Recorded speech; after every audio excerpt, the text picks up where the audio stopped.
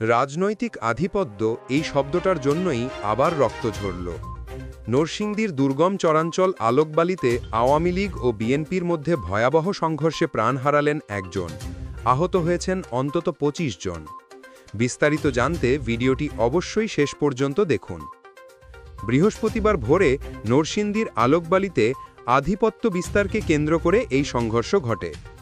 এতে গুলিবিদ্ধ হয়ে নিহত হন ইদন মিয়া নামের ৬২ বছরের এক ব্যক্তি। আহত হয়েছেন অন্তত ২৫ জন। তাদের মধ্যে ৫ জন গুলিবিদ্ধ হয়েছেন আর ৩ জনকে আশঙ্কাজনক অবস্থায় ঢাকা মেডিকেল কলেজ হাসপাতালে পাঠানো হয়েছে। পুলিশ ও স্থানীয়রা জানিয়েছেন, আধিপত্য বিস্তারকে কেন্দ্র করেই এ সংঘর্ষ হয়েছে। এতে একজন নিহত হয়েছেন এবং বহু মানুষ আহত হয়েছেন।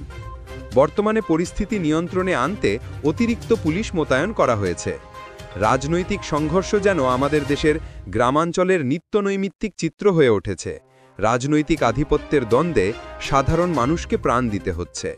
বিশেষজ্ঞরা বলছেন, প্রশাসনের কঠোর পদক্ষেপ না হলে ভবিষ্যতে আরও বড় রকমের রক্তপাত ঘটতে পারে।